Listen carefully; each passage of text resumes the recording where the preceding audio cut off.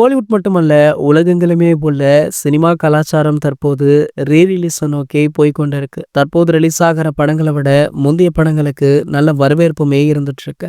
அப்படி ஒரு நடிகருடைய கெரியர்லேயே மிக முக்கியமான படங்கள அவ்வப்போது, அதாவது அந்த நடிகருடைய பிறந்தநாள் ஸ்பெஷலாக ரீ ரிலீஸுமே பண்ணிட்டு இருக்காங்க. சமீபத்துல சூப்பர் ஸ்டார் ரஜினிகாந்த் அவர்களுடைய பிறந்தநாள் சிறப்பாக முடிஞ்சது. அந்த நாள்ல பாத்தீங்கன்னா சூப்பர் ஸ்டாருடைய பிளாக் பஸ்டர் வெற்றி படமான படையப்பா அப்படின்ற திரைப்படம் 26 ஆண்டுகளுக்கு பிறகு ரீ ரிலீஸுமே செய்யப்பட்டது. இந்த படம் எதிர்பார்த்ததை விட தற்போது பல மடங்கு வசூலை கொடுத்திருக்கு. ரீ ரிலீஸ் ஒரு திரைப்படம் ரிலீஸ் ஆன 3 நாட்கள்ல இத்தனை கோடி வசூலாவது இதுவே முதல் முறை அப்படின்றதுனால இதனை உலக அளவுல ட்ரெண்ட் பண்ணிட்டு இருக்காங்க தலைவர் ரசிகர்கள். இதற்கு முன்னாடி பாத்தீங்கன்னா விஜய் சாருடைய கில்லி திரைப்படம் ரீ ரிலீஸ்ல 3 நாட்கள்ல கிட்டத்தட்ட 10 கோடி வரை வசூல் செய்து ஒரு மிகப்பெரிய சாதனை படைத்தது. இன்றளவுமே அந்த சாதனை தான் முதலிடத்துல இருந்தது. ஆனால் தற்போது சூப்பர் ஸ்டாருடைய படையப்பா திரைப்படம் 3 நாட்கள்ல 15 கோடி உலகம் முழுக்கவே வசூல் பண்ணிருக்கு. இது ஒரு மிகப்பெரிய சாதனையாக பார்க்கப்படுவதால தலைவர் ரசிகர்கள் இதனை